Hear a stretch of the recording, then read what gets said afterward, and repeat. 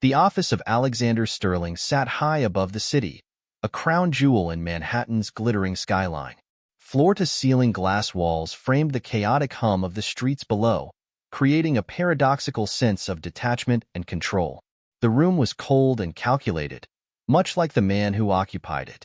Every detail, from the minimalist furniture to the sharp geometric art on the walls, reflected Alexander's unyielding focus on efficiency. But efficiency did little to quiet the storm raging inside him. "Have we contained the breach?" Alexander's voice was sharp, cutting through the tension like a blade. He leaned forward in his chair, a dark gray suit perfectly tailored to his lean frame, his piercing eyes fixed on the chief of cybersecurity standing before him.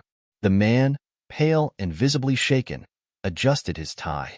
"For now, yes, but whoever's behind this knows what they're doing. They've targeted not just our corporate systems, but your personal accounts, Mr. Sterling. It's sophisticated." Sophisticated. The word echoed in Alexander's mind like a taunt. Sterling Horizons had built its empire on fortifying cybersecurity for global clients, and yet, here he was, a king under siege in his own castle. "Find them. Quickly." Alexander's tone brokered no argument, but the team knew better than to expect compliments or encouragement.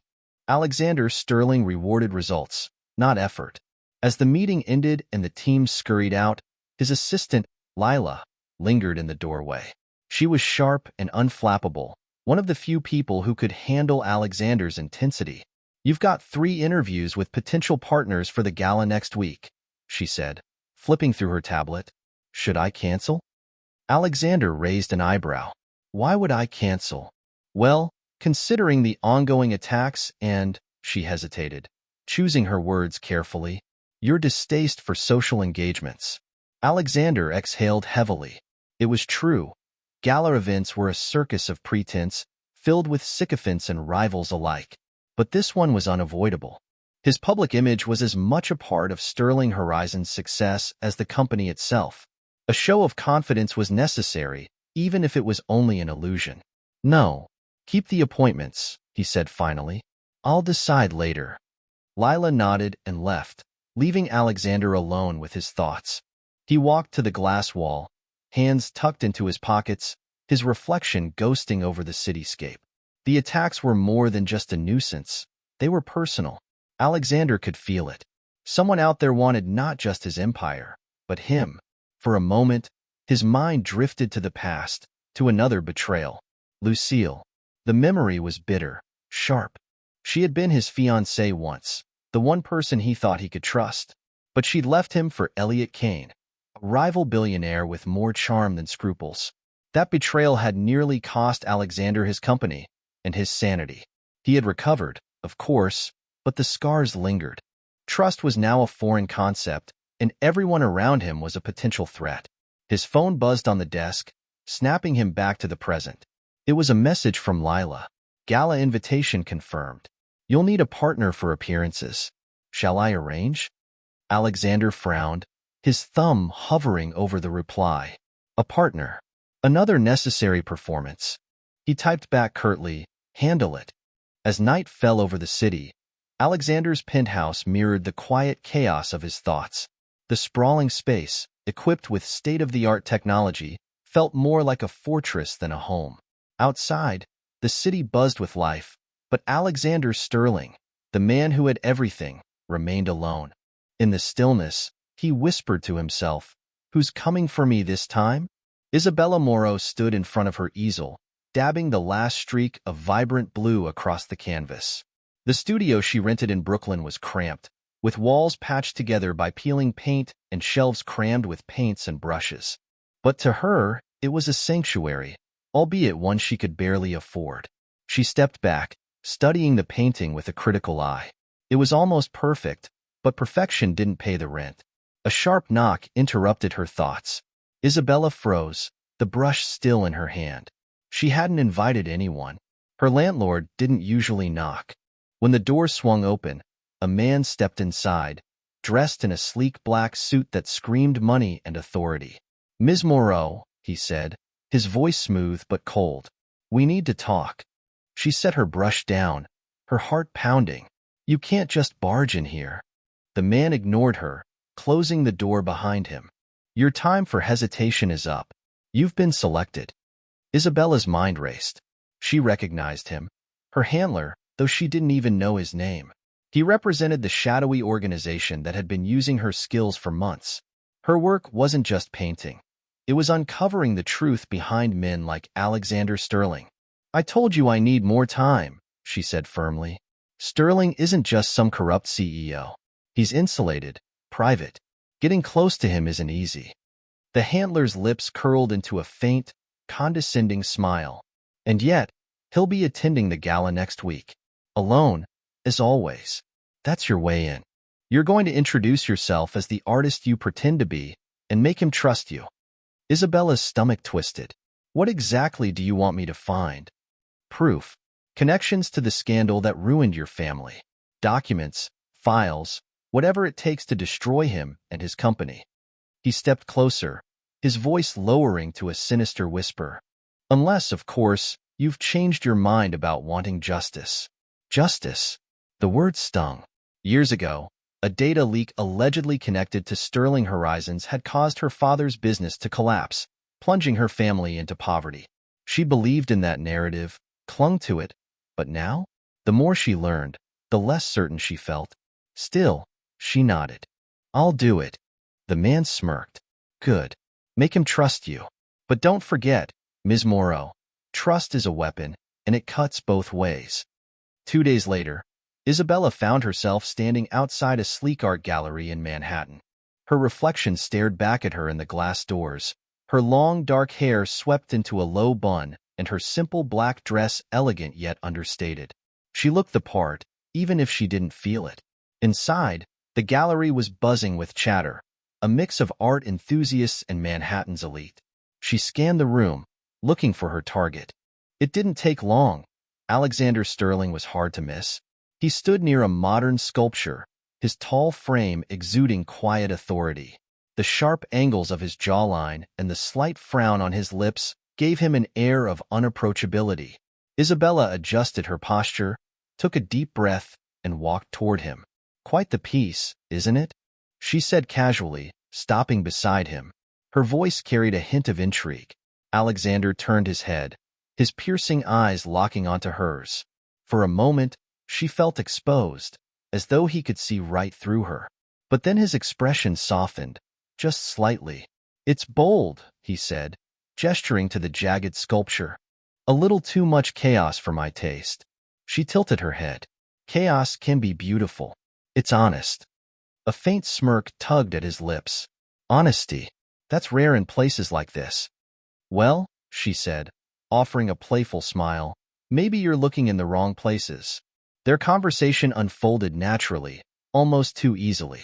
Alexander was reserved but polite, his guarded demeanor slipping just enough to reveal hints of vulnerability. Isabella spoke with the practiced charm of someone used to adapting to any situation. She brought up her art, mentioning a fictitious series inspired by the intersection of technology and emotion. Alexander seemed genuinely intrigued. When the conversation turned toward the upcoming gala, she struck. You're attending, I assume? She asked lightly. Alexander hesitated for a moment before nodding. Yes, a necessary evil. Necessary, but alone? She raised an eyebrow. You don't strike me as the type to blend into the background. He chuckled softly, surprising both of them. I don't need to blend in, but yes, alone. Well, Isabella said, leaning in slightly, if you ever need company, I happen to clean up nicely. Alexander's expression shifted, his eyes narrowing slightly as if weighing her words. Then he surprised her again. Would you? He asked, his voice low and even. Isabella blinked, unsure if he was testing her. Would I what? Accompany me. You have a certain presence. He paused, his gaze lingering on her for a moment longer than necessary. The gala is tedious enough without small talk from strangers. You'd make it bearable. Isabella fought to keep her face neutral. This was her in. Consider it a deal, she said, holding out her hand. Alexander shook it, his grip firm but not overpowering.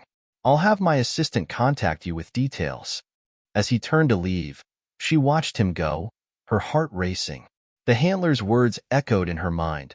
Trust is a weapon, and it cuts both ways. Isabella adjusted her black cocktail dress in the mirror, the silk fabric clinging to her figure just enough to exude confidence without being overbearing. The penthouse's mirrored elevator reflected the controlled calm she was trying to project, though her heart thudded against her ribs. Tonight was her official entry into Alexander Sterling's world. She clutched her clutch tighter, taking a deep breath as the elevator dinged softly, the doors sliding open to reveal Sterling Horizon's private lounge. It was as grand as she had imagined. Floor-to-ceiling windows showcasing Manhattan's glittering skyline, muted lighting that created an intimate yet powerful atmosphere, and the faint hum of classical music in the background.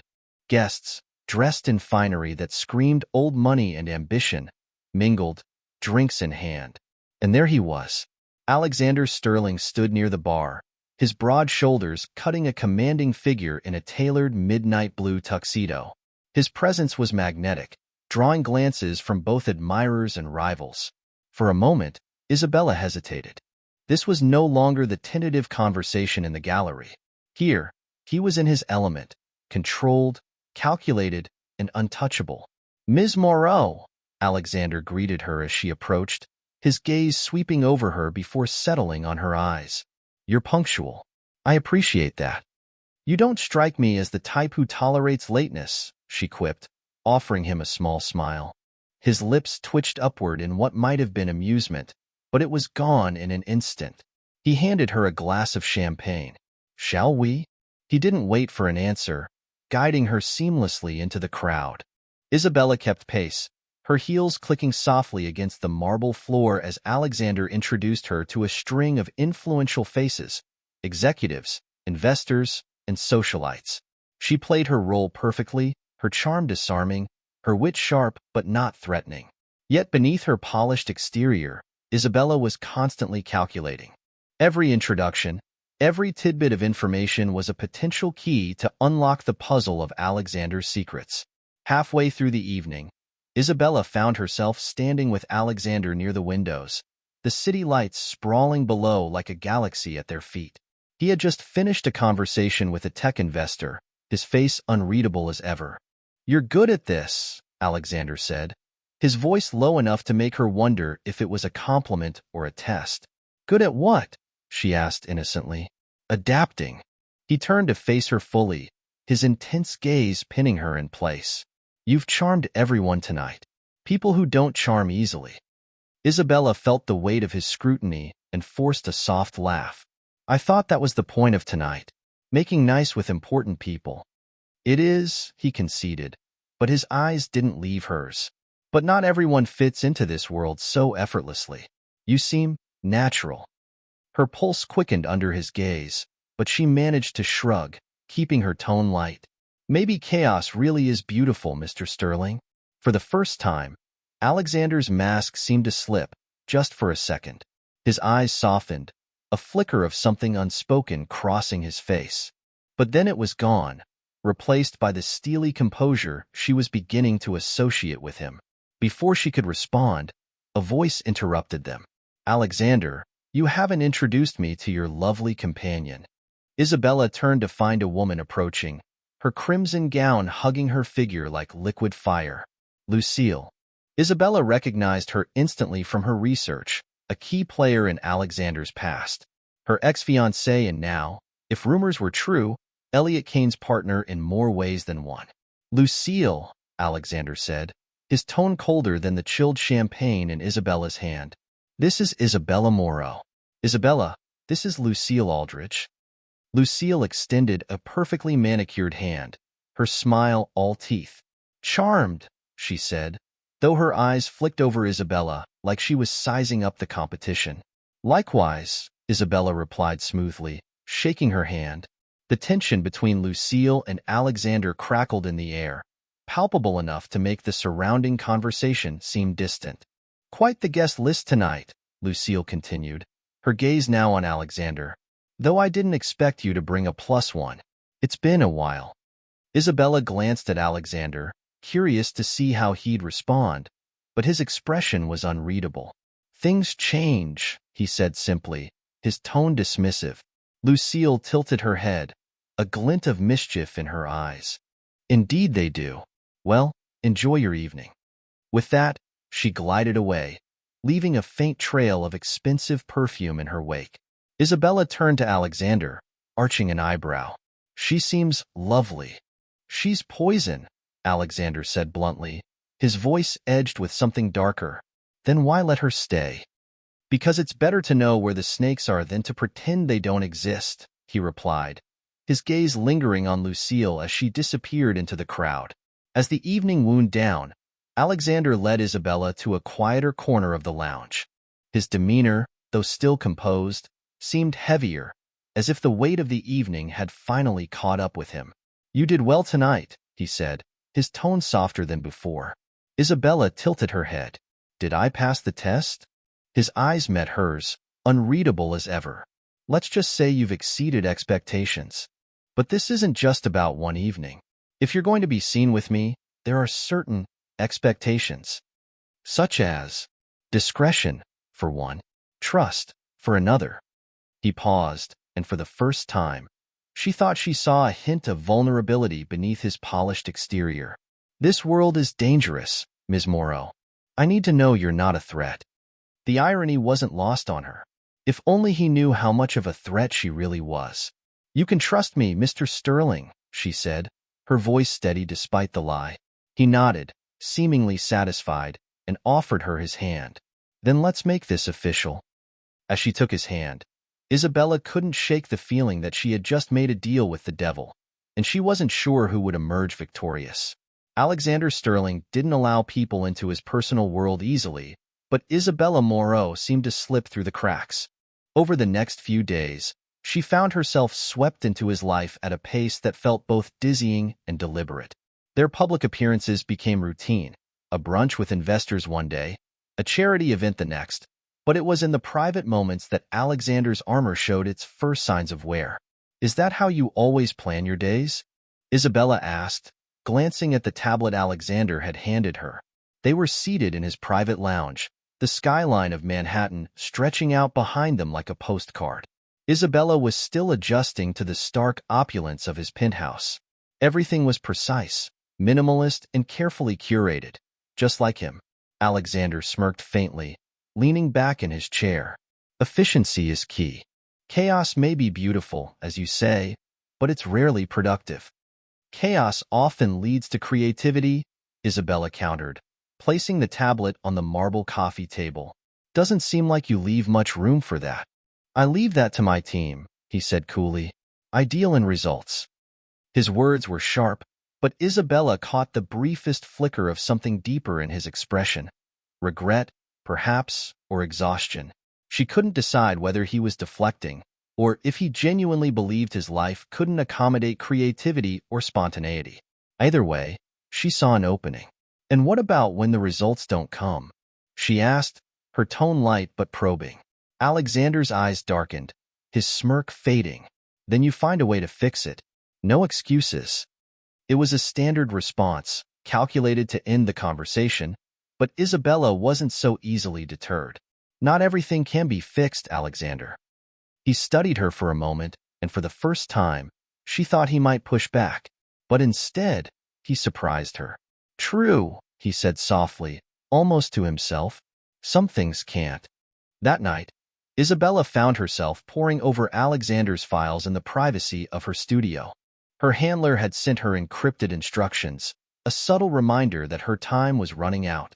She'd already gained access to his schedule and met several of his closest associates, but the deeper secrets remained elusive.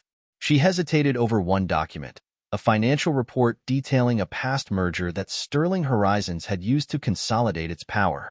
On the surface, it was all above board, but Isabella couldn't shake the feeling there was something more beneath the surface.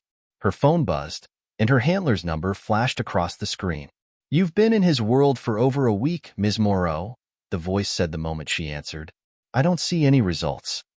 These things take time, Isabella replied, keeping her voice calm. If I push too hard, he'll suspect something. And if you don't push at all, he'll walk away unscathed. Do I need to remind you what's at stake? Isabella closed her eyes, her grip tightening on the phone. I know exactly what's at stake. Then prove it. Find the evidence, or find someone who can. If you can't deliver, you're expendable. The line went dead, leaving Isabella with nothing but the hum of her thoughts. She stared at the report in front of her, the lines of text blurring. Expendable. The word lingered like poison, but she pushed it aside. She couldn't afford to falter now. The following day, Alexander invited her to tour Sterling Horizon's main headquarters, a towering skyscraper that dominated the financial district. As they walked through the sleek, glass-walled offices, Isabella couldn't help but marvel at the sheer scale of his empire. Hundreds of employees bustled around them, their movements precise and purposeful, as though they were gears in some massive machine. This is where the real work happens, Alexander said as they entered a secure lab. The room was filled with cutting-edge technology, servers, prototypes, and monitors displaying streams of data. And you oversee all of this? Isabella asked, her voice laced with genuine curiosity. Not directly. I trust my team to handle the details, Alexander said, but I keep a close eye on the bigger picture. As he spoke, Isabella noticed a subtle change in his demeanor. Here, in the heart of his company, Alexander seemed less guarded. He spoke with a passion that she hadn't seen before, explaining the intricacies of the technology and the potential it held to revolutionize industries. You really believe in all this, she said, more to herself than to him. I built it, he replied simply. Belief isn't optional. Later that evening, they returned to his penthouse. Alexander poured himself a glass of whiskey and offered one to Isabella, which she accepted. They sat in silence for a while, the city's lights casting a soft glow across the room. Tell me something, Isabella, Alexander said suddenly, breaking the quiet. Why do you do what you do? She blinked, caught off guard. What do you mean? You could have stayed in that gallery, selling art and avoiding all of this, he said, gesturing vaguely to their surroundings. Why choose this world? Isabella hesitated, her mind racing for an answer that wouldn't reveal too much. I suppose I've always been drawn to challenges, she said carefully. The unknown. I like figuring people out. Figuring people out? He leaned forward slightly, his eyes narrowing. Is that what you're doing with me? Her pulse quickened, but she held his gaze. Maybe. His lips curved into a faint smile, but it didn't reach his eyes. Well, good luck with that. For the first time since she'd entered his world, Isabella felt like she was losing her footing. Alexander's intensity was disarming, his trust cautious but not blind. She knew she was getting closer to the answers she sought, but with every step forward, the weight of her deception grew heavier.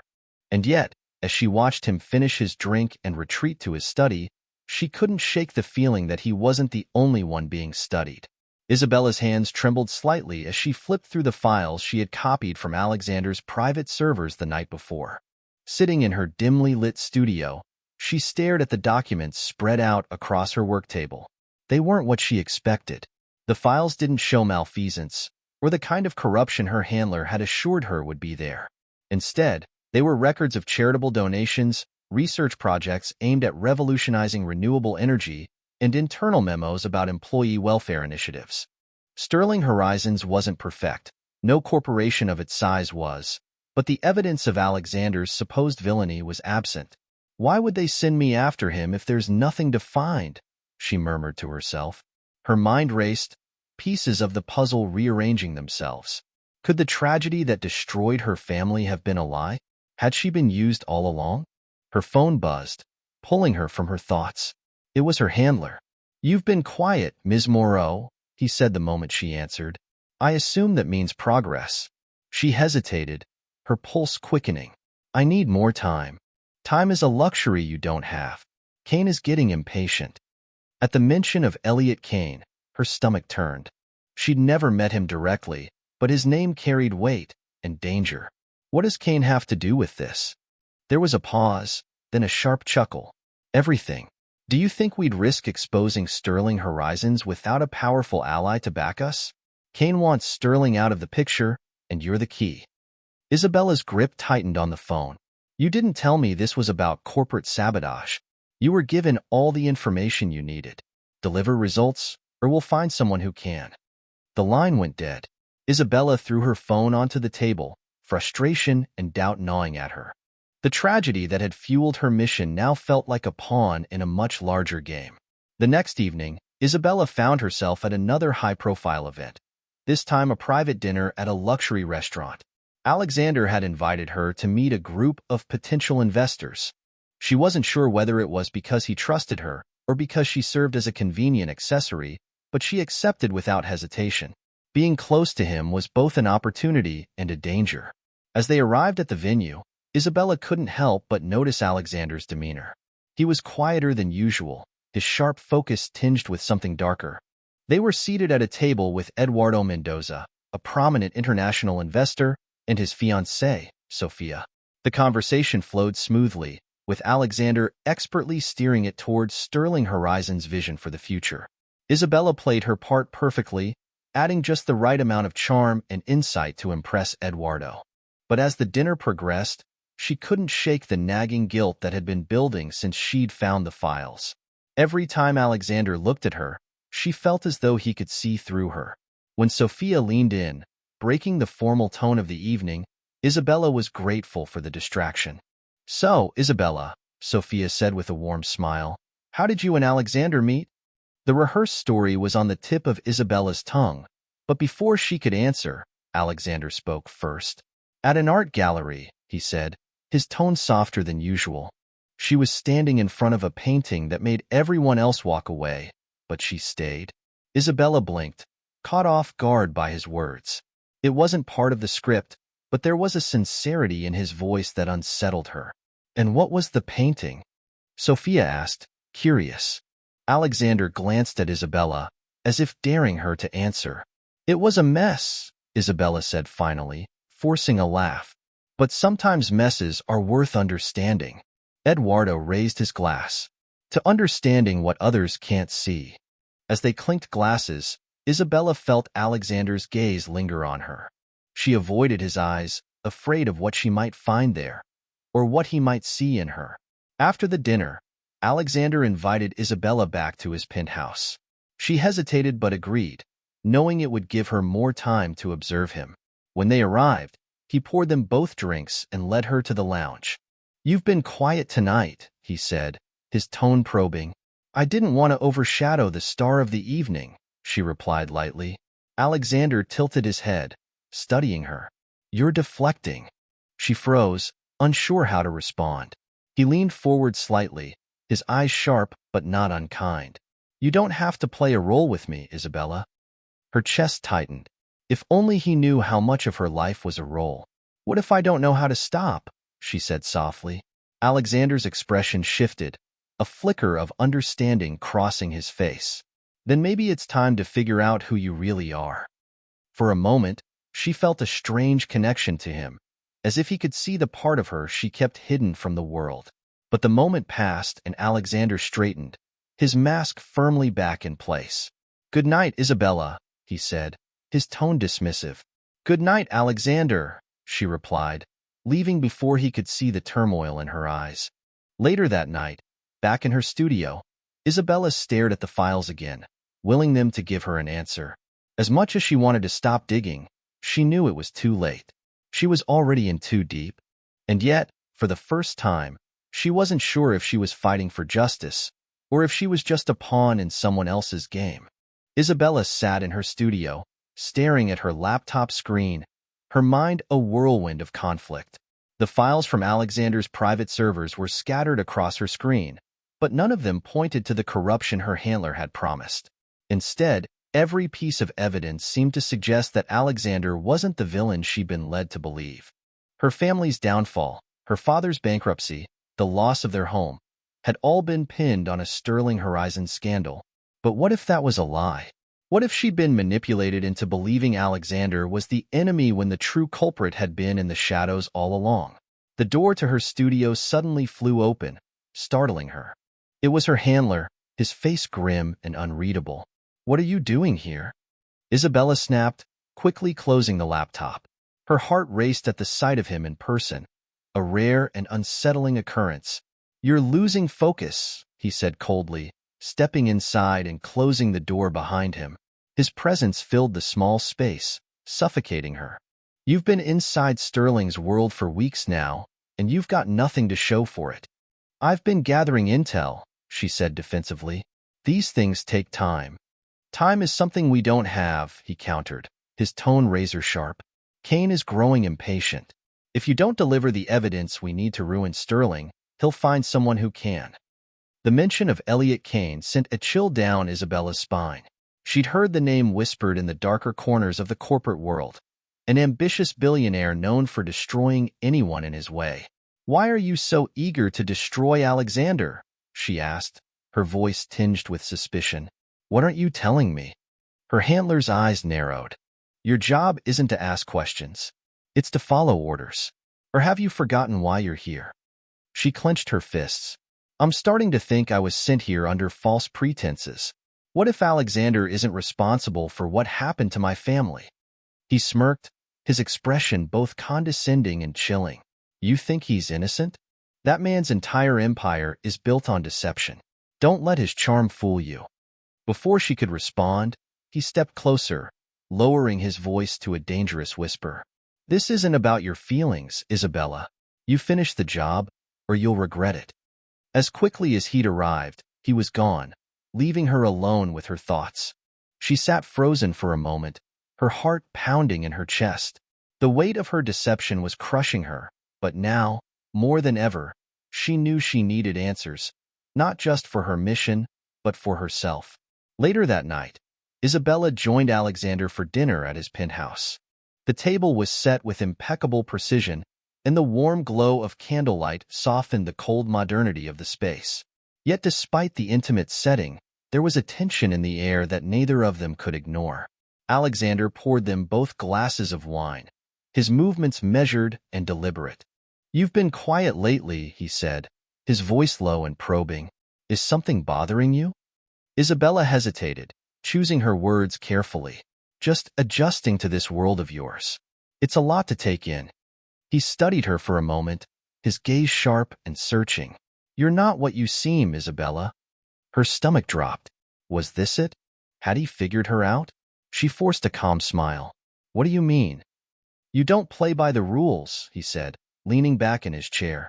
"Most people in this world are predictable, but you're different. And I can't decide if that's a good thing or a bad thing." His words sent a ripple of unease through her, but she maintained her composure. "Maybe I just don't like being put in a box." "Neither do I," Alexander said, his tone softening. For a moment, the guarded man in front of her seemed almost vulnerable. "But it makes trust complicated." Trust. The word hung between them like a loaded gun. Isabella's guilt clawed at her, but she couldn't bring herself to confess. Not yet. As the evening progressed, Alexander received a call that seemed to change the air in the room. His expression darkened as he listened, and when he ended the call, he turned to Isabella with a grim look. "There's been another breach," he said, his voice edged with frustration. "This time, they went after our financial systems. It's not random, it's coordinated." Isabella's stomach churned. Was her handler involved? She didn't know, but the timing felt too coincidental. Alexander ran a hand through his hair, his composure slipping for the first time. "I need to figure out who's behind this. Someone close to me. Someone I trust is working against me." The words hit her like a punch to the gut. She tried to keep her face neutral, but inside, she was unraveling. "What are you going to do?" "I'll find them," he said, his voice cold and resolute. "And when I do, they'll wish they'd never crossed me." That night, Isabella couldn't sleep. She lay awake in her studio, her mind racing with doubt and fear. She knew she was running out of time. Her handler's threats, the mounting tension with Alexander, and her own conflicted feelings were pulling her in different directions. She opened her laptop again, determined to dig deeper into the files she'd taken from Sterling Horizons.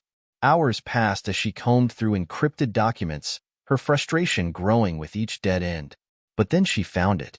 A series of emails between Elliot Kane and Lucille Aldrich. The contents were cryptic, but the intent was clear. They were orchestrating the attacks on Sterling Horizons, framing Alexander as a scapegoat. And worse, They had leveraged Isabella's family's tragedy as a pawn to lure her into their scheme. Her breath caught as the realization sank in. Alexander wasn't the villain. He was the target. Isabella's discovery burned in her mind like wildfire. The emails between Elliot Kane and Lucille Aldridge left no room for doubt.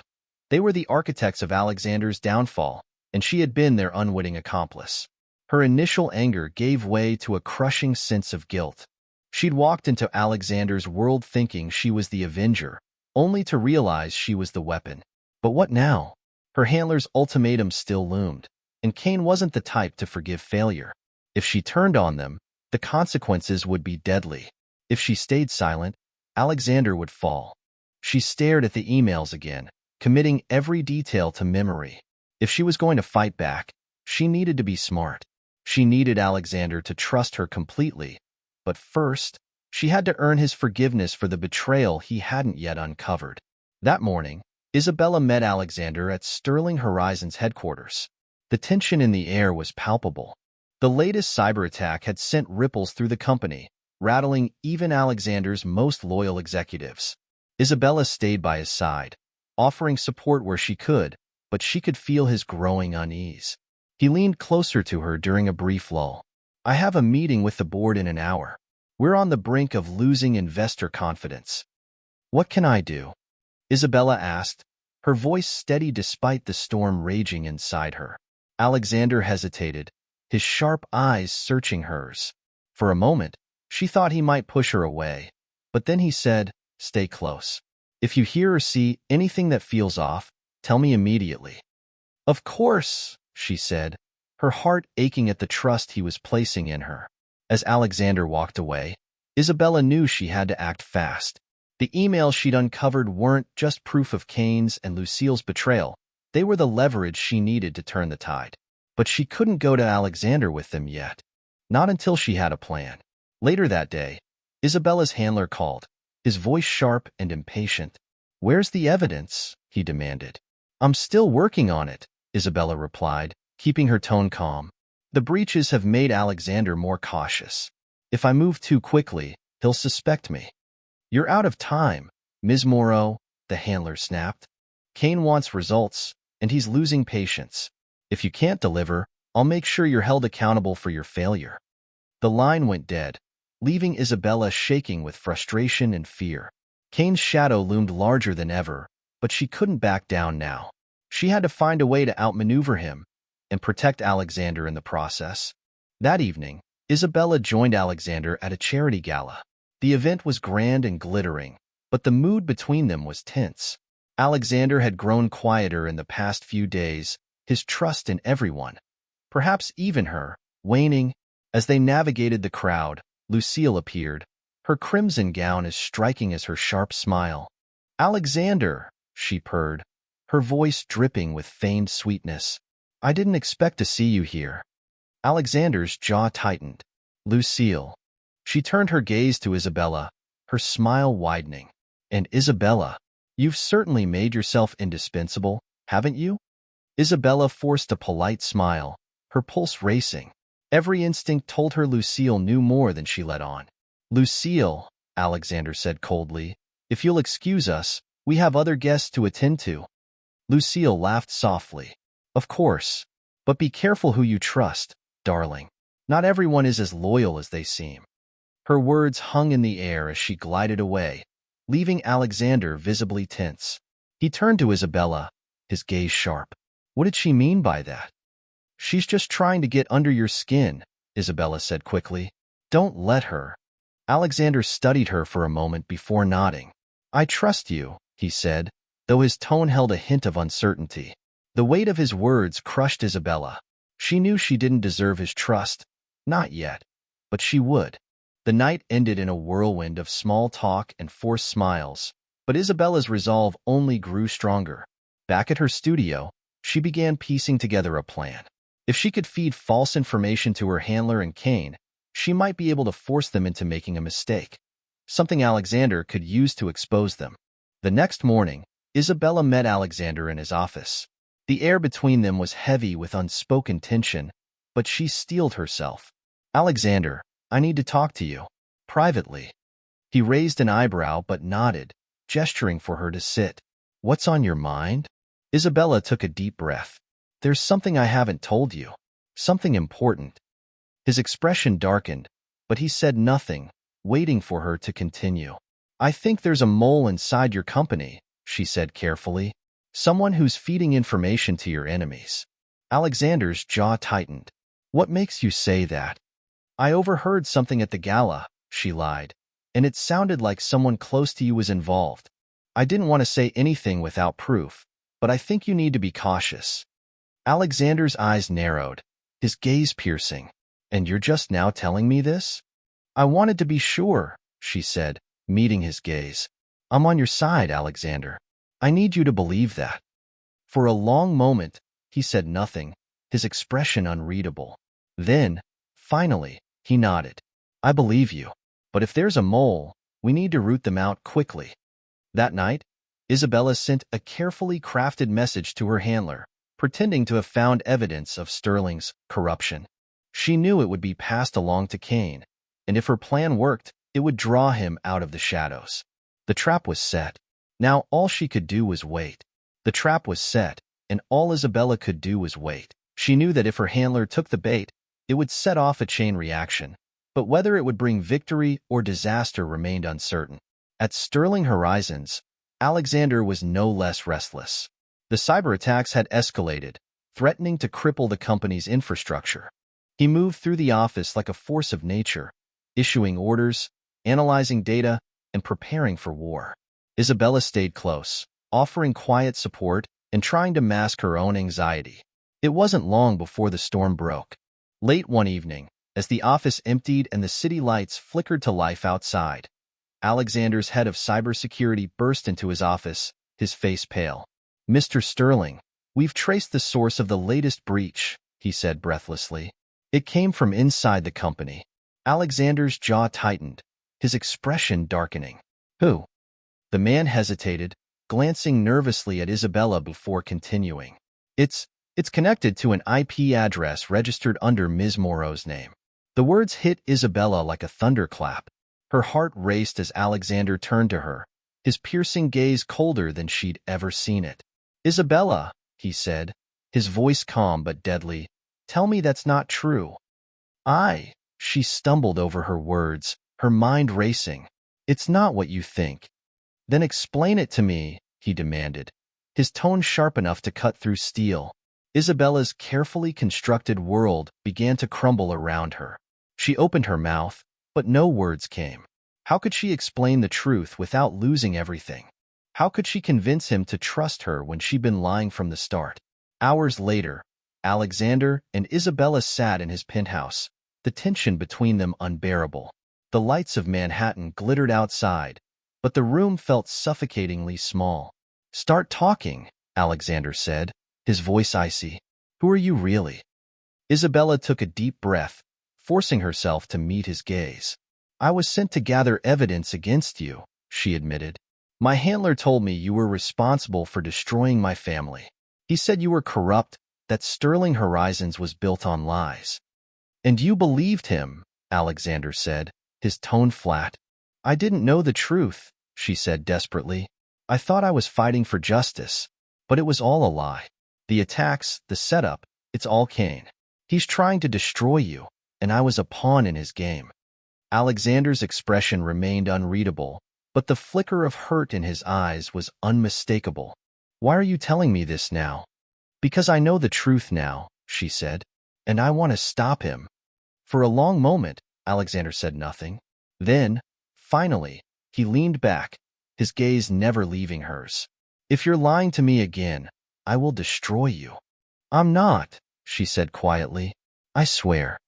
The next morning, Alexander convened an emergency meeting with his most trusted executives.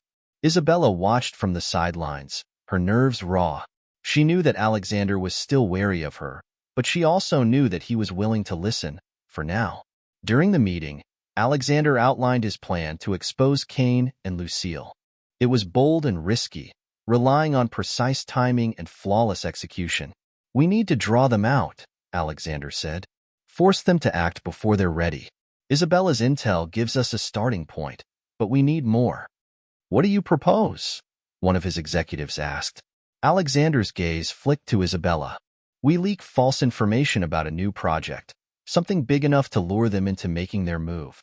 Once they do, we'll have the proof we need to bring them down. Isabella's stomach twisted. She knew the plan hinged on her involvement, but she also knew it was their best chance. I'll help, she said, her voice steady. I'll make sure they take the bait.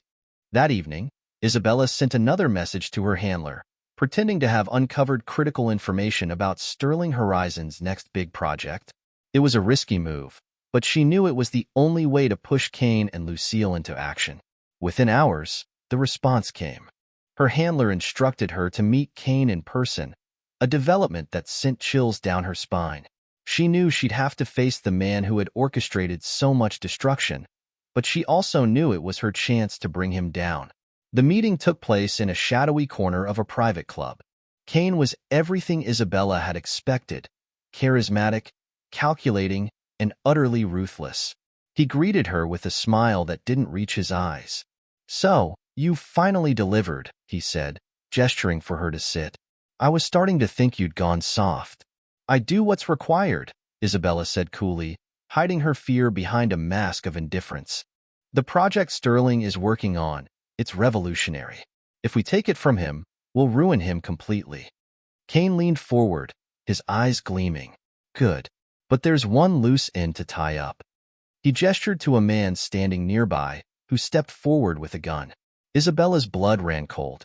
You've been useful, Isabella, Kane said, his tone almost mocking. But I don't leave loose ends. Before she could react, the club's doors burst open. Alexander's security team stormed in, weapons drawn, and chaos erupted. Kane's men tried to fight back, but they were quickly subdued. Alexander himself walked in moments later, his expression as cold and unyielding as stone. He ignored Kane and turned his gaze to Isabella. Are you hurt? He asked. She shook her head, her voice barely above a whisper. No. Kane laughed bitterly. You think this ends here, Sterling? You have no idea what's coming. Alexander ignored him, turning to his security team. Take him. As Kane was dragged away, Isabella felt a wave of relief and exhaustion. She turned to Alexander, her heart pounding. You came. I told you, he said quietly. I don't leave loose ends. The tension in Alexander's private conference room was electric. He stood at the head of the long glass table, his presence commanding as he outlined the final phase of their counterattack against Elliot Kane and Lucille Aldridge. Isabella sat quietly to the side, her nerves raw. Though she had regained some of Alexander's trust, the shadow of her betrayal lingered between them. We've secured enough evidence to tie Kane to the cyberattacks, Alexander said, his tone sharp and deliberate. But evidence alone won't dismantle him. We need to expose him publicly and irrevocably. One of his executives leaned forward, skeptical. And Lucille? She's been careful to keep her name out of this. Alexander's jaw tightened. Not careful enough. We've intercepted communications that prove she's been coordinating with Kane. When this goes public, neither of them will recover. Isabella glanced at the stack of documents in front of Alexander. Emails, financial transactions, and recordings that painted a damning picture.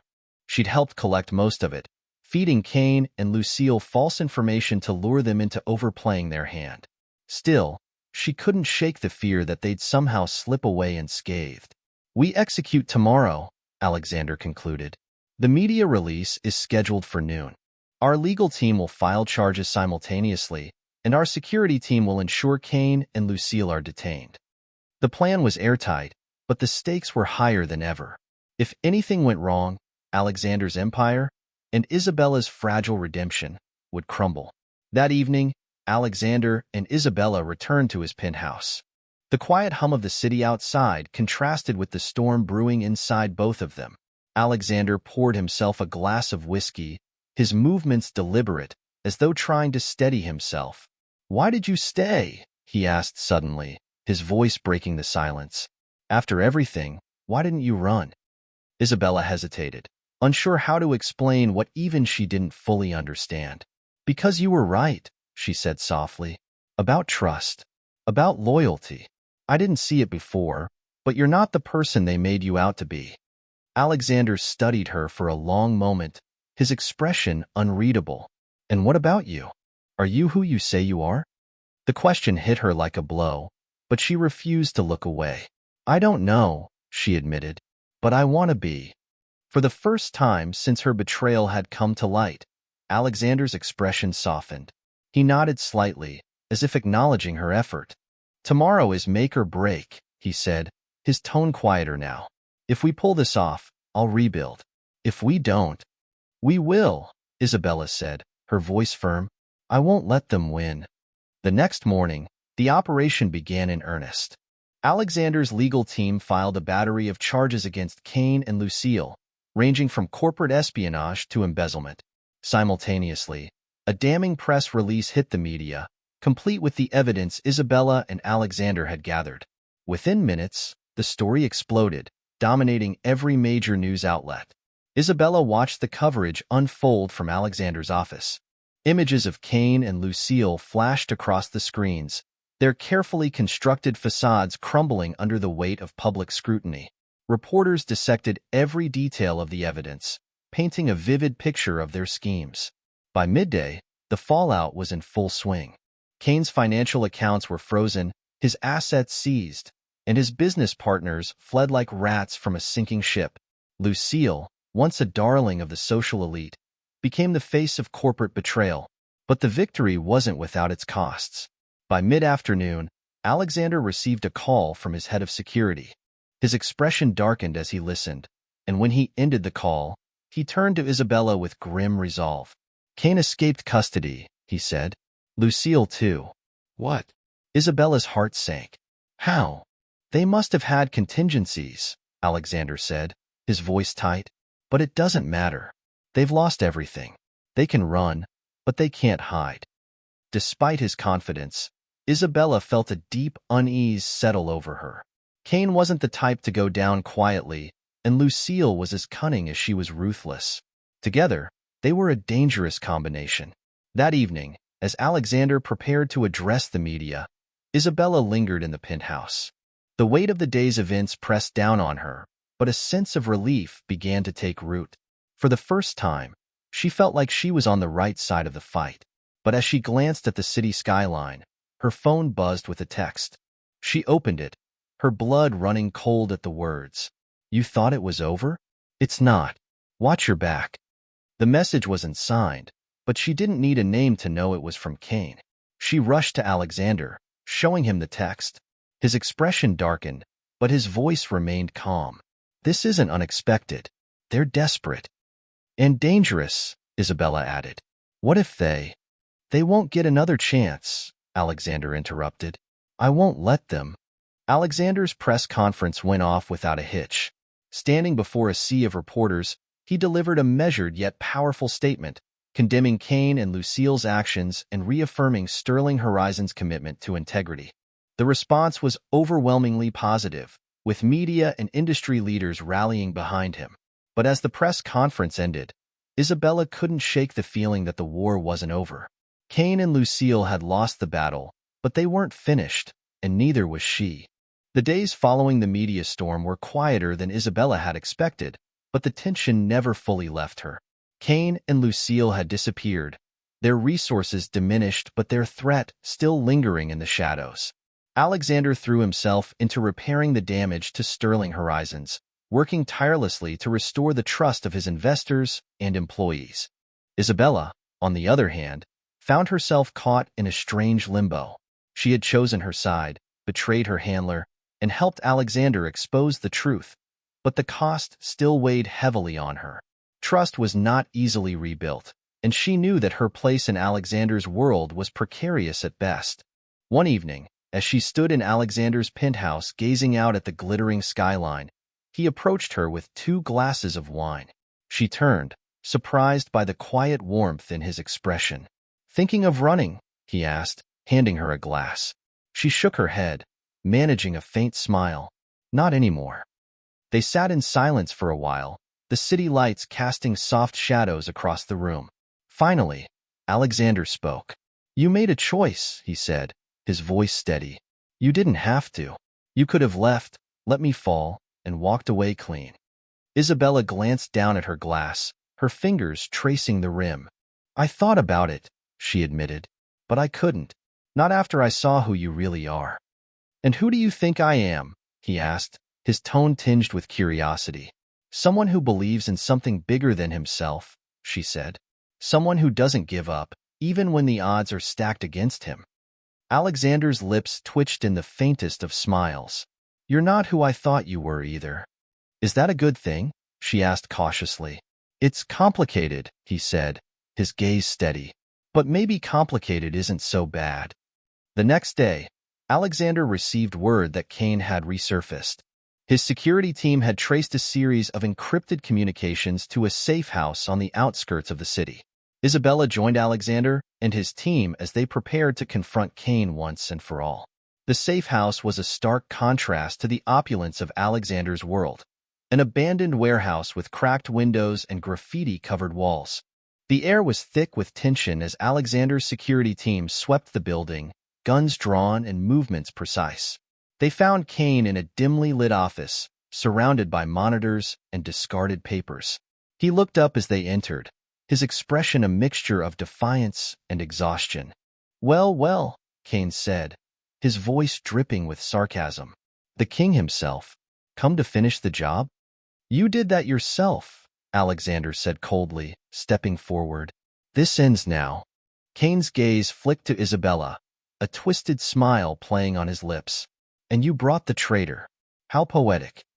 Isabella felt her stomach twist, but she stood her ground. You used me. You used my family's pain to fuel your vendetta.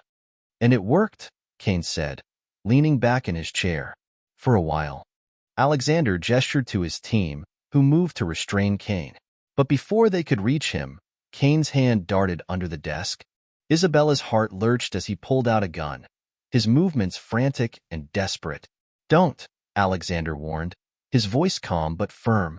Kane's hand shook as he aimed the weapon, his eyes wild. You think you've won? You think you can just walk away? In a flash, Isabella stepped forward, her voice cutting through the chaos. It's over, Kane. Look around. You've lost. For a moment, the room was silent except for the sound of Kane's ragged breathing. Then, slowly, he lowered the gun, his shoulders slumping in defeat. Alexander's security team moved in, disarming him and pulling him to his feet. As they led him away, Alexander turned to Isabella. That was reckless. Maybe, she said, her voice steady. But it worked. With Kane in custody and Lucille's whereabouts still unknown, Alexander focused on rebuilding his empire. Sterling Horizons began to recover, its reputation bolstered by Alexander's transparency and determination. Investors returned, projects resumed, and the future began to look brighter. For Isabella, the path forward was less clear. She had no home to return to, no handler pulling her strings. She was free, but freedom, she realized, was more daunting than she'd expected. One evening, as she prepared to leave the penthouse, Alexander stopped her. Where will you go? He asked. I don't know, she admitted. Maybe it's time I figured that out. He studied her for a moment, his expression unreadable. Stay. The word hung in the air between them, heavy with meaning. Isabella's heart raced, but she forced herself to meet his gaze. Why? She asked, her voice barely above a whisper. Because you've already figured out who you are, he said simply. And I want you to stay. In the weeks that followed, Isabella found a new purpose. She began working with Alexander's team, using her skills to uncover and dismantle the remnants of Kane's network. It wasn't the life she'd planned, but it felt right. Alexander and Isabella's relationship remained complicated, but the trust between them grew stronger with each passing day. They were partners now, in every sense of the word, building something new from the ashes of betrayal. As they stood together one evening, watching the city lights flicker like stars, Alexander reached for her hand. This is just the beginning, he said. And for the first time, Isabella believed him.